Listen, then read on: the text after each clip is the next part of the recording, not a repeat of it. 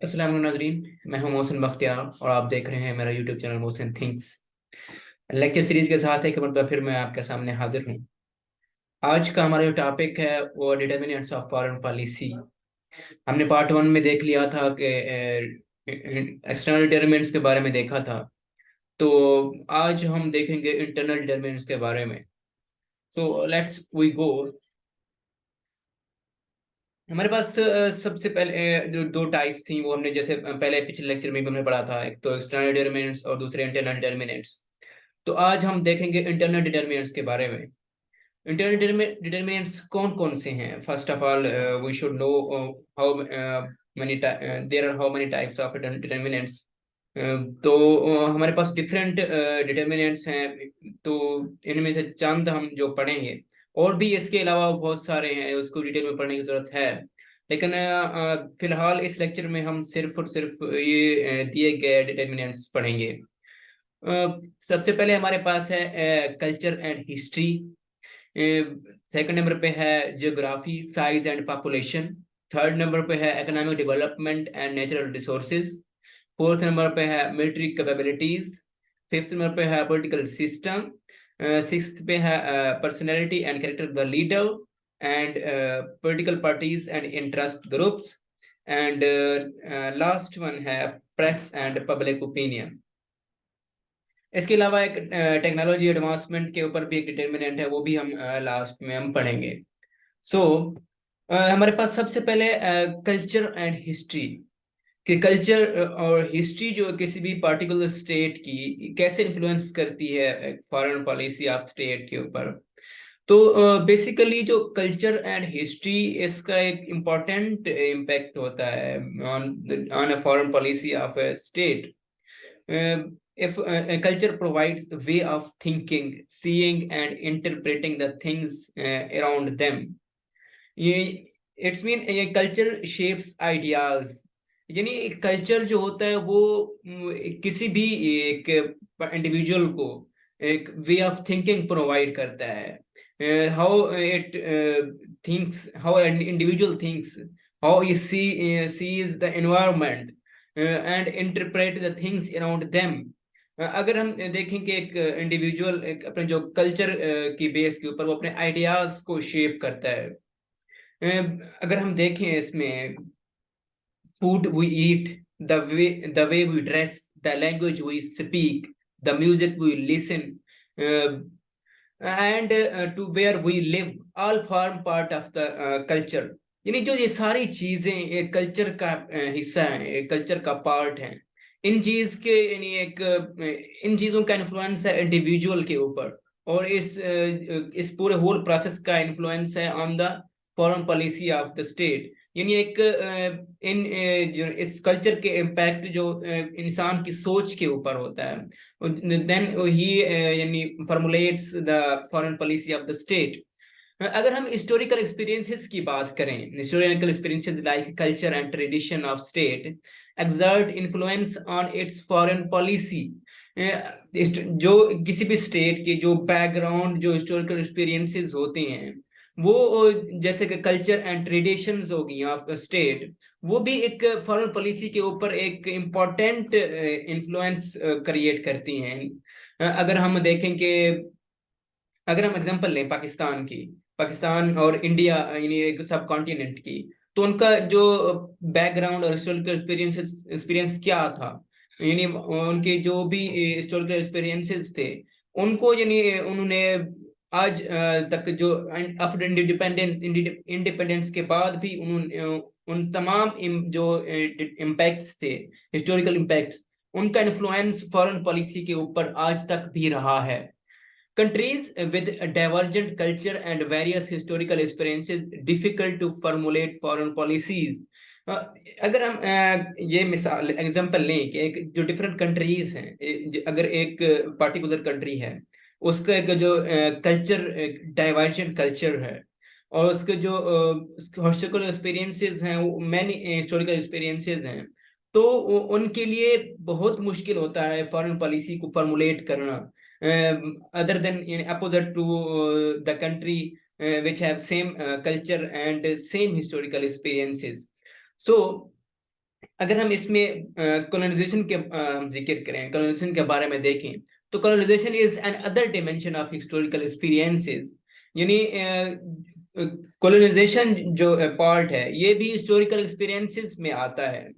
यानी जो हम अगर स्पेसिफिकली एग्जांपल लें साउथ एशिया की, व्हेन ब्रिटेन की जब हुक्मरानी थी सब कॉन्टिनेंट के ऊपर, तब उसके बाद फिर कॉलोनाइजेशन का यानी एक मरला है। कॉलोनाइजेशन में जब डिफरेंट कॉलोनीज, यानी पहले तो कॉलोनीज फॉर्मेशन थी यानी ब्रिटिश की साउथ एशिया के ऊपर एक उन्होंने अपनी डिफरेंट कॉलोनीज बना के रखी थी। तो जब उसके बाद फिर डीकोलोनाइजेशन का प्रोसेस हुआ, तब उस चीज का भी, कॉलोनाइजेशन का प्रोसेस भी उस इम्पैक्ट है on the foreign policy of the states till now. यानी अगर स्टेट्स अब फ्री तो हो गई, इंडिपेंडेंट तो हो गई हैं, लेकिन उसके बाद भी उनके जो हिस्टोरिकल एक्सपीरियंसेस हैं उसका भी इम्पैक्ट है on the foreign policy of the state. तो ये तो थे कल्चर एंड हिस्ट्री के बारे में, जो culture first determinants of foreign policy. अगर हम सेकंड डिटर्मिनेंट को देखें, तो सेकंड डिटर्मिनेंट हमारे हमारे पास है ज्योग्राफी, साइज एंड पॉपुलेशन। यानी geography, size and population, it has also great impact and influence on the foreign policy of the state. अगर हम साइज के बारे में देखें, size of state greatly influence it's foreign policy implementation. जो एक किसी भी पर्टिकुलर कंट्री होता है, जो उसका जो साइज होता है वो ग्रेट इम्पैक्ट रखता है फॉरेन पॉलिसी, किसी भी स्टेट की फॉरेन पॉलिसी के ऊपर। अगर हम इसमें देखें कि role of leaders and people of state with small territory and population international affairs. यानी जो अगर हम स्मॉल टेरिटरी की बात करें, स्मॉल स्टेट्स की बात करें जिनका साइज स्मॉल है, तो उनके जो लीडर्स और जो उनके जो पीपल या सिटीजन ऑफ स्टेट्स होते हैं, उनका जो इंटरनेशनल अफेयर्स के ऊपर यानी एक कंट्रोल या कमांड वेरी लिटिल होता है। यानी वो इस चीज के ऊपर, उनका इंटरनेशनल अफेयर्स के ऊपर उनका इन्फ्लुएंस नहीं होता, due to because of the small territory they have. अगर हम एग्जांपल लें, Gambia, Benin, Kyrgyzstan etcetera, these countries has no influence on the international affairs, on the international politics. सो हम कह सकते हैं कि जो साइज है वो एक अपनी एक इम्पोर्टेंस रखता है on the making of foreign policy of the state. अगर हम इसके अपोजिट बात करें, role of leaders and people of states with large territory and population in international affairs. यानी अगर हम जो लार्ज टेरिटरी के लीडर्स एंड पीपल की बात करें, उनके सिटीजन्स की बात करें, तो उनका जो इन्फ्लुएंस होता है on the international affairs, because they have large territory and they have large resources we may say, but we will see ahead. तो हम कह सकते हैं कि जो लार्ज टेरिटरी है वो उस चीज के ऊपर एक अहम रोल प्ले करती है। इसमें हम लार्ज टेरिटरी की अगर एग्जांपल लें, रशिया और चाइना, रशिया और चाइना ये एक दौड़ में है, वर्ल्ड पावर की दौर में है अपोजिट टू यूएस। तो हम कह सकते हैं कि जो अगर हम इसकी स्पेसिफिक एग्जांपल देखें, तो रशिया और चाइना को देखते हुए तो हम ये कह सकते हैं कि जो लार्ज साइज वो मैटर करता है on the formulation of foreign policy in current era. अगर हम करंट इरा में बात करें कि आजकल के दौर में size do not matter due to strong economy and resources. यानी आजकल के दौर में जो साइज है उसका, उसकी इंपॉर्टेंस खत्म हो गई है। क्यों? Because of strong economy and resources. यानी अगर एक कंट्री, एक एक स्पेसिफिक कंट्री है, एक स्पेसिफिक स्टेट है, यानी उसके साइज इतना नहीं है, उसका स्मॉल साइज है, but it has strong resources, it has strong economy, then we may say that it has great influence on the international politics, international policy, foreign policy. तो इसमें एग्जांपल लें इसराइल की and North Korea and Middle East, they have rich resources and strong economy.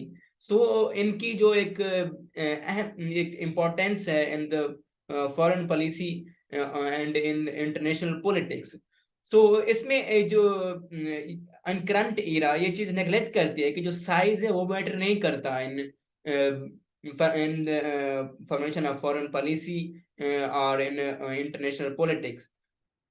सो अगर हम geographical location की बात करें, geographical location an unrefuted factor that determines a country's foreign policy. जो जियोग्राफिकल लोकेशन एक अहम फैक्टर है in the formulation of foreign policy, because अगर हम देखें इसमें कि जो जियोग्राफिकल लोकेशन किसी की स्टेट की वो परमानेंट होती है। अगर एक स्टेट का जो एक इन्वायरमेंट है वो एक स्पेसिफिक इन्वायरमेंट है और उसके जो डिफरेंट नेचुरल रिसोर्सेज हैं और डिफरेंट उसके जो नेबरिंग कंट्रीज हैं, तो वो इस चीज में एक इम्पोर्टेंट रोल प्ले करते हैं किसी भी फॉरेन पॉलिसी, किसी भी स्टेट की फॉरेन पॉलिसी को फॉर्मुलेट करने में। क्यों? अगर हम इसमें एग्जांपल लें, हम एग्जांपल ले लेते हैं पाकिस्तान की। तो अगर हम इसके एग्जांपल लें कि पाकिस्तान के जो हमसाया ममालिक हैं, चाइना है, इंडिया है, अफगानिस्तान है। अगर जो पाकिस्तान अपनी जो फॉरेन पॉलिसी को फॉर्मुलेट करता है, वो अपने जो नेबरिंग कंट्रीज को देख के अपनी उनके फॉरेन पॉलिसी अपनी फॉर्मुलेट करता है। और वो अपने जो इन्वायरमेंट है, अपना उस इन्वायरमेंट को भी देख के अपने जो फॉरेन पॉलिसी फॉर्मुलेट करता है। बिकॉज क्योंकि जो नेबरिंग कंट्रीज होते हैं वो परमानेंट होते हैं, क्योंकि जोग्राफिकल लोकेशन जो होती है वो स्टेट की वो परमानेंट होती है।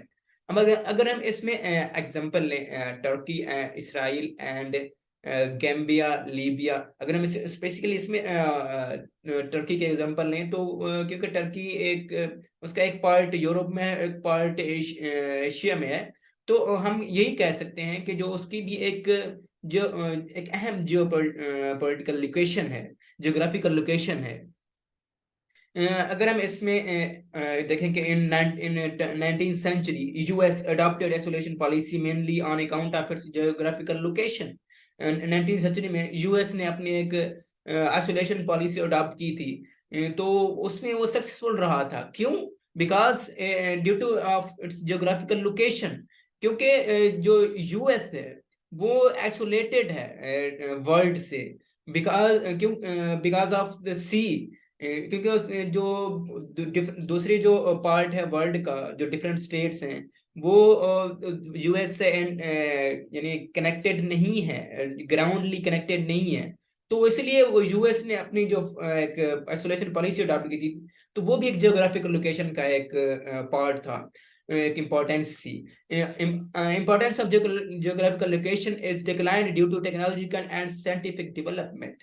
अगर हम रिसेंट इरा की बात करें तो उसमें जो जियोग्राफिकल लोकेशन की इम्पोर्टेंस है वो कम हो गई है, खत्म हो गई है, because of technological and scientific development. क्योंकि जो साइंटिफिक और टेक्नोलॉजिकल डेवलपमेंट ने इस चीज को पीछे छोड़ दिया है, जियोग्राफिकल लोकेशन को। क्योंकि अगर एक पार्टिकुलर स्टेट की जो जियोग्राफिकल लोकेशन है वो बेहतर नहीं है, तो उसमें वो डेवलप कर सकता है अपनी जो टेक्नोलॉजी और साइंटिफिक डेवलपमेंट्स के थ्रू। तो वो उस चीज को, अपने जो इंटरेस्ट हैं और अपने गोल्स हैं, वो उस चीज को अचीव कर सकता है।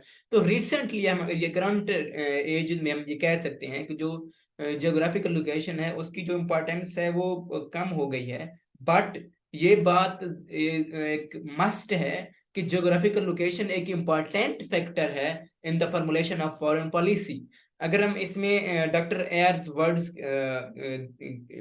डॉक्टर एयर्स ने इस बारे में क्या कहा है, उसमें उन्होंने जियोग्राफिकल लोकेशन के बारे में कुछ यूं कहा है कि the pacts may be broken, treaties unilaterally denounced, but geography holds its victim.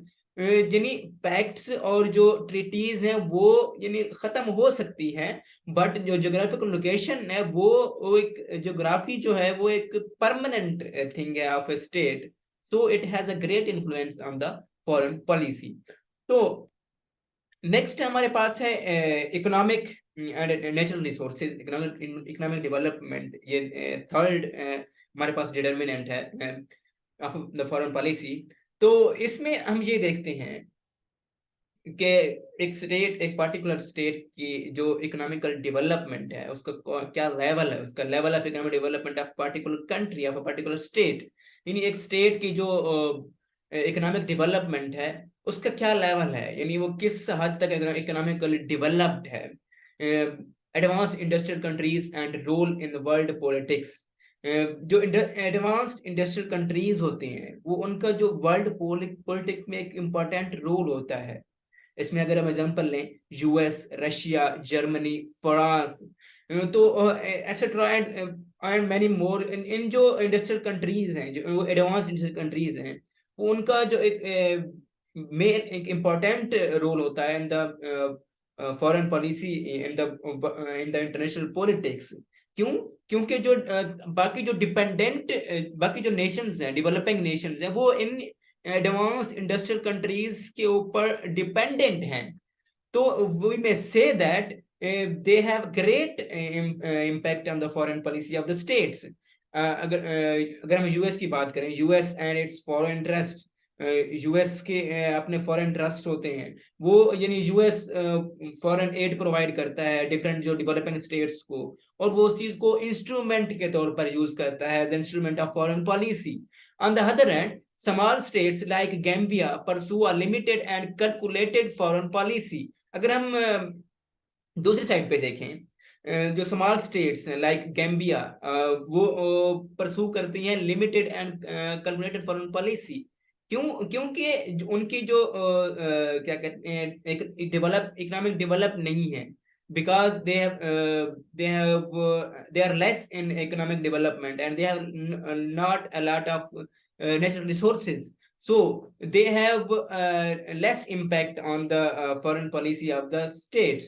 So Germany is playing a leading role in Europe politics despite not being permanent member of UN, United Nations Security Council, and being a non-nuclear state।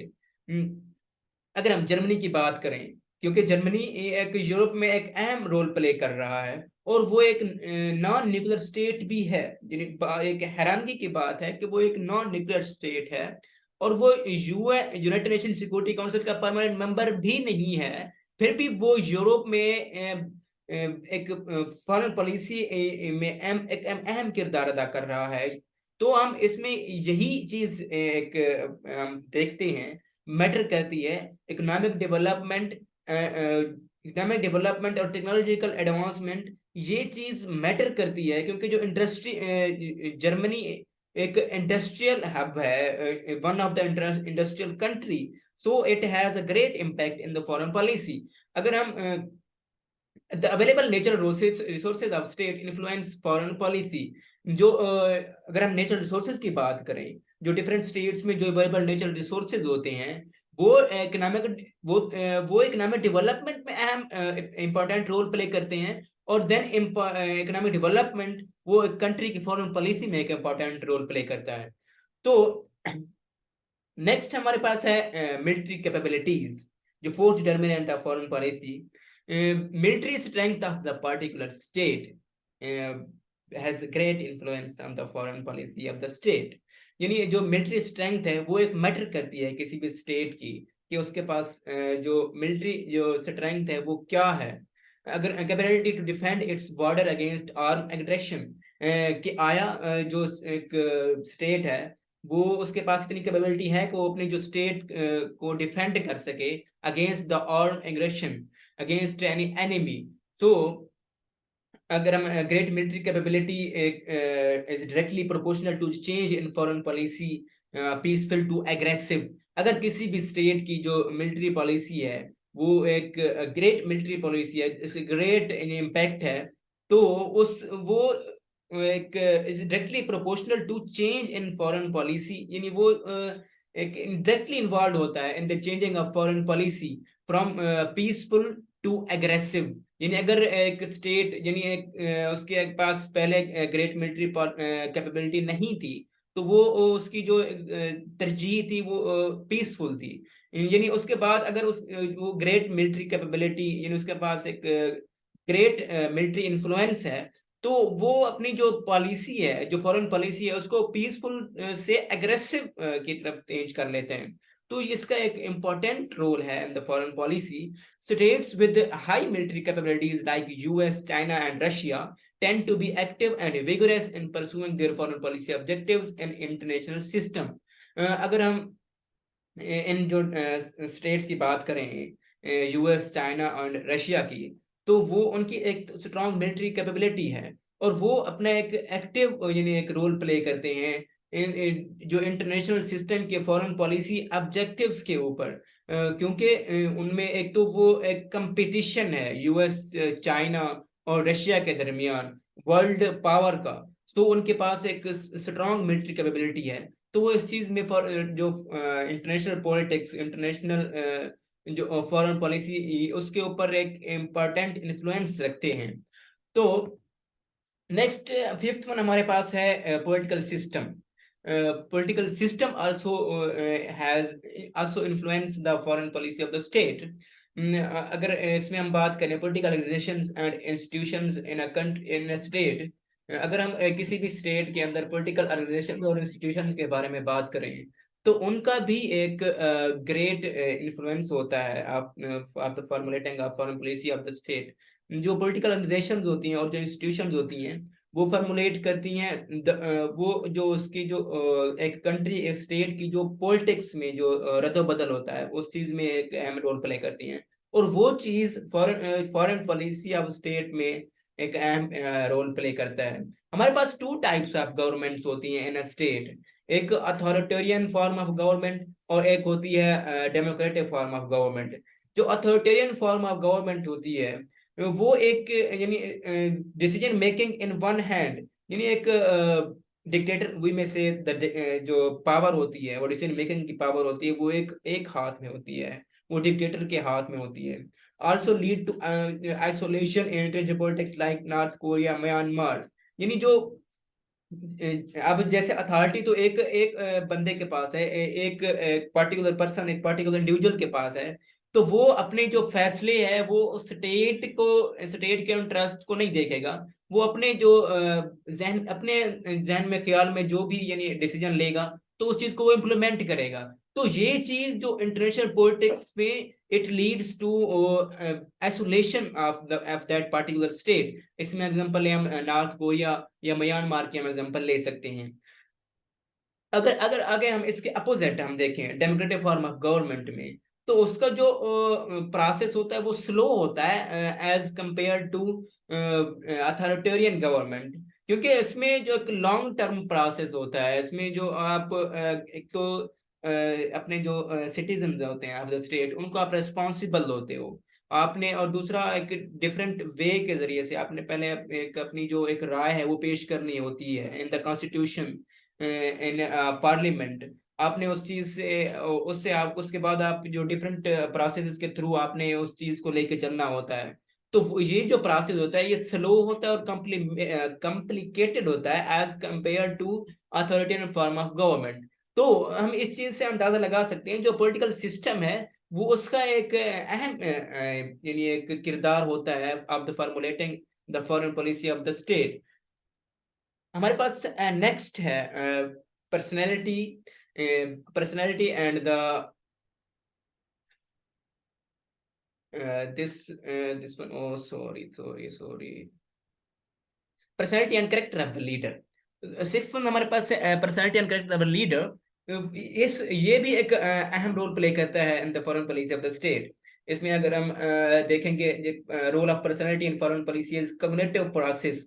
जो एक individual एक जो अगर हम बात करें leader of the state, जो state को लीड कर रहा होता है, तो उसकी जो पर्सनैलिटी होती है वो एक इम्पोर्टेंट रोल प्ले करती है। क्योंकि जो पर्सनैलिटी एक लीडर की वो एक depends on cognitive, it is a cognitive process कि उसकी जो लीडर की जो एक साइकी है वो क्या है, वो इस चीज में यानी कैसे अपने डिसीजंस लेता है। अगर हम देखेंगे decision making is the result of individual not the state. जो डिसीजन मेकिंग होती है ऑफ द स्टेट, वो कहलाती तो decision making of the state है, लेकिन वो एक डिसीजन मेकिंग वो एक इंडिविजुअल की होती है। जो एक ये रिजल्ट होता है एक इंडिविजुअल की डिसीजन मेकिंग का, not the state. During crisis leader shows the path to the government and society. यानी अगर डिफरेंट हालात होते हैं एक स्टेट के अंदर, डिफरेंट एनवायरनमेंट होता है, पॉलिटिकल सिचुएशन डिफरेंट होती है, यानी एक ऊंच नीच एक स्टेट की पॉलिसीज के दरमियान आता रहता है, जो क्राइसिस आते रहते हैं, तो उसमें जो उस उन क्राइसिस में जो एक लीडर होता है वो एक पाथ शो यानी एक रास्ता दिखाता है to the government and society. अब ये डिपेंड करता है कि वो लीडर किस तरह से उस चीज को लीड करता है। हमारे पास basically two types of leaders हैं। हम देखते हैं यहाँ पे two types of categories of leaders हैं, एक हाकिश और दूसरे डव्स। हाकिश जो होते हैं वो उनकी एग्रेसिव फॉरेन पॉलिसी होती है, एंड जो डव्स होते हैं उनकी जो सॉफ्ट फॉरेन पॉलिसी होती है। अगर हम इसमें एग्जांपल लें हाकिश लीडर्स में, उसमें हमारे पास Hitler, Mussolini, George W Bush, Donald Trump, Kim Jong Un of North Korea. These different leaders have hawkish foreign policies. If we see the Dove leaders, if we discuss about the Dove leaders, then there are different two names here, Abraham Lincoln and Barack Obama। यानी जो Abraham Lincoln and Barack Obama, इसके अलावा और भी different example हो सकती हैं। तो ये जो है, जो डव लीडर्स की एग्जांपल में आते हैं, उनकी जो फॉरेन पॉलिसीज थी वो सॉफ्ट फॉरेन पॉलिसीज थी। अगर हम इसमें अगर एग्जांपल की बात करें, जो चर्चिल लीडरशिप की हम बात करें, in the England victory in second world war one, in the second world war, sorry second world war, जब सेकंड वर्ल्ड वॉर हुई थी, तो उसमें जो उसको जो फतह हुई थी इंग्लैंड को, तो वो चर्चिल लीडरशिप का ही नतीजा थी। यानी उसमें चर्चिल की जो पर्सनैलिटी और जो उसका करेक्टर था, उस चीज ने एक इन्फ्लुएंस पैदा किया है ऑन द फॉर्मुलेटिंग। उस जो चर्चिल ने अपनी जो डिफरेंट स्ट्रेटजीज के साथ इस चीज को देखा, और तो उस चीज को हम कह सकते हैं कि ये एक एक्चुअली इंग्लैंड विक्ट्री जो थी, एक चर्चिल पॉलिसीज का ही नतीजा थी, चर्चिल लीडरशिप का नतीजा थी। आगे हमारे पास ब्रिटिश पार्टिसिपेशन इन 2003 इराक वार। तो ये भी एक एग्जांपल है personality and the character of the leader में आता है। तो इसमें यही कंक्लूड कर सकते हैं कि जो ये पर्सनैलिटी और कैरेक्टर ऑफ द लीडर, ये भी एक इम्पॉर्टेंट रोल प्ले करता है on the formulating of the foreign policy of the state. Next हमारे पास है seventh determinants, political parties and interest groups. जो political parties and interest groups हैं वो कैसे रोल प्ले करते हैं formulating of foreign policy. Political parties voice their interest groups directly or through interest groups। यानी जो political parties होती हैं ऑफ द स्टेट, वो अपने इंटरेस्ट्स को पहले प्रायोरिटी देती हैं, अपने इंटरेस्ट शो करती हैं, rather than the interest national interest of the state.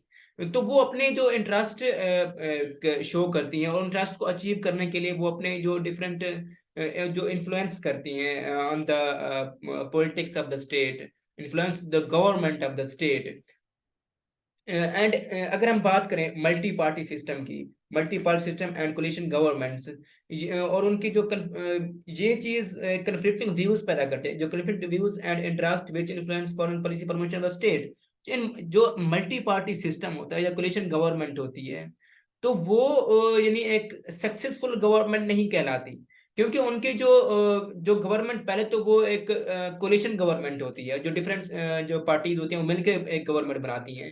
तो उसके बाद फिर जब वो अपना वर्क करना स्टार्ट करती है, तो उसमें उनके जो व्यूज होते हैं वो फिर डिफरेंट होते हैं, तो उसमें एक कन्फ्लिक्ट आ जाता है, और उसके जो इंटरेस्ट होते हैं वो भी डिफरेंट होते हैं। ये चीज फिर उसमें एक दरार पैदा करती है, और फिर वो जो फॉरेन पॉलिसी जो फॉर्मुलेशन ऑफ द स्टेट है, उस चीज को भी एक ग्रेट उसको इम्पैक्ट करता है। Due to growth of globalisation, pressure groups have more interest in the foreign policy of the state. यानी अब जो क्योंकि अब रिसेंट ईरा में जो ग्लोबलाइजेशन का ईरा है, उसकी जो ग्रोथ हो रही है, तो उसमें जो प्रेशर ग्रुप्स हैं, उनका जो उनका जो इंटरेस्ट है वो बढ़ता जा रहा है in the foreign policies of the state. क्योंकि जो ग्लोबलाइजेशन के ईरा में जो प्रेशर ग्रुप्स हैं, वो अपने जो इंटरेस्ट शो करते हैं फॉरेन पॉलिसीज में, ताकि वो अपने जो ऑब्जेक्टिव्स हैं उनको अचीव कर सकें। तो अब हम यही इसमें कंक्लूड कर सकते हैं, जो पॉलिटिकल पार्टीज और इंटरेस्ट ग्रुप्स हैं, उनका भी एक इम्पोर्टेंट रोल है in the formulation of the foreign policy of the state. Next 8 month यानी सेकंड लास्ट हमारे पास जो डिटर्मिनेंट है, इंटरनल डिटर्मिनेंट, वो है प्रेस एंड पब्लिक ओपिनियन। अगर हम इसमें बात करें, in Robert H Trice dictum, in Robert H Trice words, the domestic sources of foreign policy are widely recognized and include interest groups, mass public opinion, and the printed and electronic media. वो उसमें यही कहता है कि जो domestic sources of foreign policies होते हैं उनका वो रिकग्नाइज्ड होते हैं। कब रिकग्नाइज्ड होते हैं? उसमें जब मास पब्लिक ओपिनियन होते हैं एंड डिफरेंट इंटरेस्ट ग्रुप्स होते हैं, और जो प्रिंटेड एंड इलेक्ट्रॉनिक मीडिया, ये चीज जो है एक इम्पॉर्टेंट यानी एक रोल प्ले करती है in the foreign, in the formulating of the foreign policy of the state. अगर हम बात करें एग्जांपल ले हम 2003 Iraq war initially supported by American public, यानी एक अमेरिकन पब्लिक की विल थी, अमेरिकन पब्लिक की एक यानी एक ख्वाहिश थी कि हम दो इराक के साथ वार स्टार्ट करें। उनके जो एक प्रेशर था पब्लिक का, तो उसको देखते हुए, उसको मद्देनजर रखते हुए, उसके बाद यूएस ने फैसला किया कि हम 2003 में इराक के साथ वार करेंगे। तो उसके बाद जब उन्होंने विथड्रॉ किया था, वो भी पब्लिक ओपिनियन था, वो भी एक पब्लिक का प्रेशर था। Media also has significant role in foreign policy. वो कैसे? क्योंकि जो हमारे पास एक फिनोमेना कॉल्ड सीएनएन इफेक्ट, यानी वो ये सीएनएन इफेक्ट ये कहते हैं कि free flow of broadcast information in open societies had impact on public opinion. यानी जो सोसाइटी तक जो रसाई है इंफॉर्मेशन की, जो एक फ्री फ्लो है, उस चीज का भी ये फिर जो फ्री फ्लो ऑफ इंफॉर्मेशन है वो मैनिपुलेट यानी एक इन्फ्लुएंस क्रिएट करता है, मैनिपुलेट भी करता है of the thinking of the individual. तो ये चीज भी एक पब्लिक ओपिनियन में एक यानी एक इम्पैक्ट रखता है, जो रोल ऑफ मीडिया है। तो हम इसमें यही कह सकते हैं, इसमें यही कंक्लूड कर सकते हैं, जो प्रेस एंड पब्लिक ओपिनियन है, इसका एक इम्पॉर्टेंट रोल है on the formulation of the foreign policy of the state. तो नेक्स्ट वन हमारे पास लास्ट वन है साइंस एंड टेक्नोलॉजी। यानी साइंस एंड टेक्नोलॉजी कैसे अफेक्ट करता है, इन्फ्लुएंस करता है foreign policy of the state.